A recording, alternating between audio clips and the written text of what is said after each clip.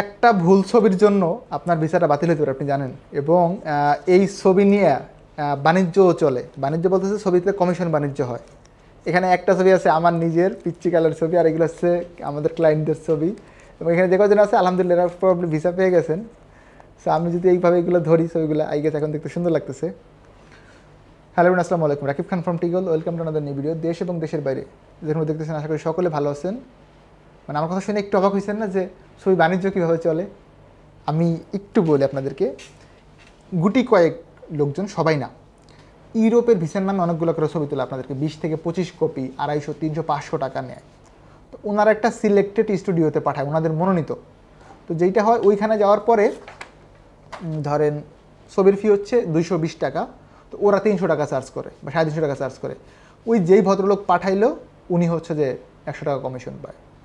এখন আপনি বলতেন রাকিব ভাই আপনি তো অনেকটা ছবি তুলে পাঠান। ভাই আমি কাউকে কমিশনের জন্য পাঠাই না। আমাদের নিচে একটা স্টুডিও আছে, যার ফিল ফ্রি হয় সে গিয়ে পিকচার তুলে নিয়ে এসে যেটা কস্ট ওইটাই দিয়ে আসে এখানে। আর ছবি তুলতে ঢাকায় আমাদের এখানে লাগেই হচ্ছে 80 টাকা বা 100 টাকা। এখানে কমিশন দেওয়ার কোনো অপশনই থাকবে না। বাট এই জিনিসটা অনেকেই করে, এটা আসলে দুঃখজনক। কজ একটা মানুষের থেকে এই ছোটোখাটো বিষয়েও মানে প্যারা দেওয়াটা আমি ব্যক্তিগতভাবে ভালো মনে করি না। এখন আসি, ছবির জন্য বাতিল হইতে পারে ভিসা, এটা কি আসলে ট্রু? Yes, true. এইগুলো হচ্ছে সবই ল্যাব প্রিন্ট ছবি। আপনারা দেখেন এই যে ছবিগুলো ভাঁজ করে ছেড়ে দেওয়ার পরেও আবার হচ্ছে যে স্ট্রং হয়ে গেছে, কিন্তু আরাফাত সানির ছবি। এই দেখেন এগেন যদি আমি দেখাই, এই যে আমি ভাঁজ করে মানে যে জাল টাকার মতো, জালটা কিন্তু ভাঁজ করে ইয়ে করলে আর ইয়ে হয় না, নষ্ট হয়ে যায়।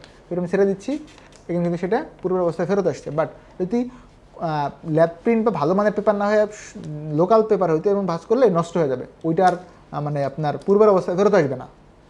এখন মালয়েশিয়ার জন্য যেটা লাগে, মালয়েশিয়ান সাইজ ছবি কত আমি আপনাদেরকে এক্সাক্ট দেখে বললেই, Malaysian visa size photo, Malaysian visa size photo আপনারা গুগল করলে এটা পেয়ে যাবেন। আমি জাস্ট একটু বলেছি কারণ সবাই তো এভাবে গুগল করতে পারে না। এটা হচ্ছে 35 mm ওয়াইড বাই 55 mm, এটা হচ্ছে মালয়েশিয়ান সাইজ। তারপরে আমি যদি বল এই, এবং ছবির ক্ষেত্রে অবশ্যই মালয়েশিয়ার ব্যাকগ্রাউন্ড সাদা লাগবে। Dubai visa photo size, Dubai visa size photo, এইটা একটু দেখাই।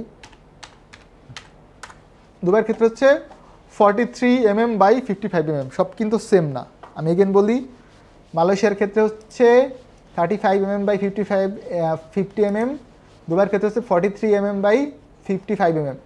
এরপর আমি আসি সৌদি আরবিয়া। হ্যাঁ, দেখেন Saudi Arabia visa size photo,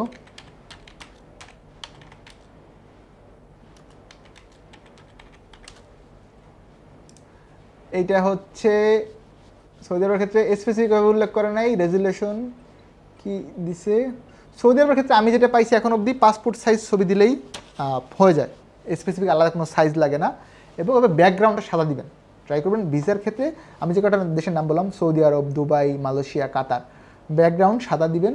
কাতারের ভিসায় কিন্তু ছবি উল্লেখ করা থাকে না, মানে ভিসা তো ছবি আসে না। কাতার হচ্ছে পাতা ভিসা, প্রিন্ট আউট কপি থাকে, বাট ছবিটা অবশ্যই প্রয়োজন হয়, ওরা নিয়ে রাখে। বাট দুবাইয়ের ক্ষেত্রে আপনার পিকচার যদি কোনো কারণে হয়, ম্যাচ না করে আপনার পাসপোর্টের ছবির সাথে, বা মানে ঘোলা হয় বা রেজুলেশন কারেক্ট না হয়, আপনার ভিসা ইস্যু হবে না, বাদ হয়ে যাবে, মানে রিজেক্ট হবে। মালয়েশিয়ার ক্ষেত্রে সেম, 100% ইনশিওর করতে হবে। আপনি যখন ই ভিসা আপনার ইস্যু হচ্ছে, মালয়েশিয়ার ই ভিসাতে কিন্তু পিকচার থাকে। আমি যদি একটু দেখাই, দেখেন এই যে পিকচার আছে। তো মালয়েশিয়ার ই ভিসার ক্ষেত্রে 100% আপনার পিকচার লাগবে, এবং সেটা ভালো মানের ল্যাব প্রিন্ট, ব্যাকগ্রাউন্ড সাদা, ভালো পিকচার দিবেন। মালয়েশিয়ান সাইজ স্টুডিওতে বললে ওরা করে দিবে, লাগবে। ইন্ডিয়ান ভিসার আপনারা জানেন 2x2, এটা হচ্ছে ট্যুরিস্ট ভিসার কথা যদি বলি আমি।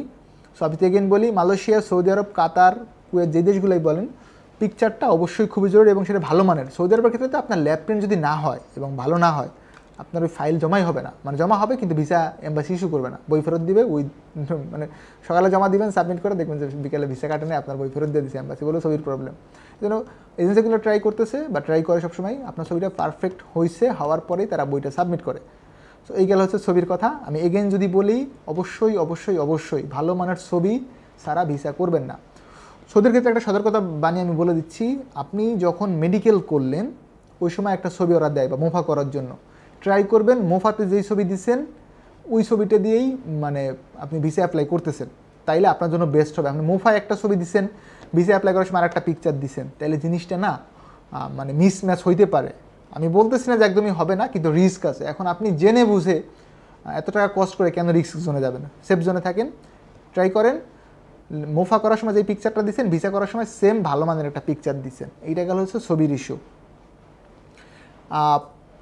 ছবি বাণিজ্য নিয়ে বললাম, আপনারা এটা যেটা করতে পারেন, আপনারা নিজেদের এলাকা থেকে ভালো মানের ল্যাপটপ ছবি তুলে রাখবেন, ঝামেলা শেষ। তাহলে আর বাণিজ্যের ঝামেলার মধ্যে আপনার পড়তে হবে না।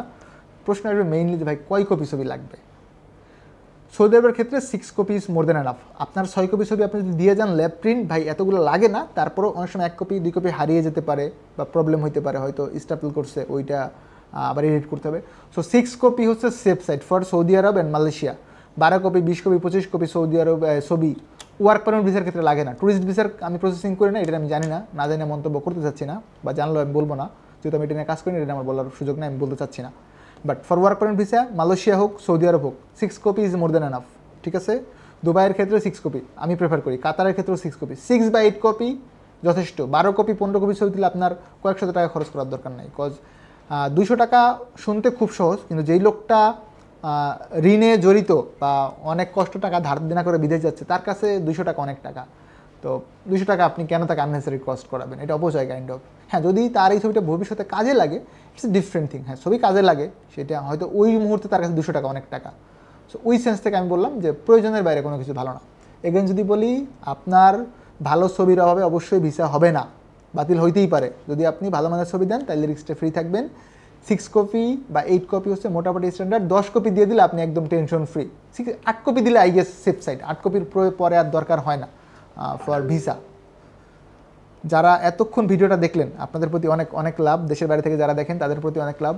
এই ভিডিওগুলো শিডিউল পোস্ট হতে থাকবে, কদিনের ছুটিতে চলে যাচ্ছি, অফিস আজকে অফিসিয়ালি বন্ধ হয়ে যাবে। ভালো থাকবেন সকলে, দেখাবেন নতুন একটি ভিডিওতে। সে অবধি আল্লাহ হাফেজ, আসসালামু আলাইকুম।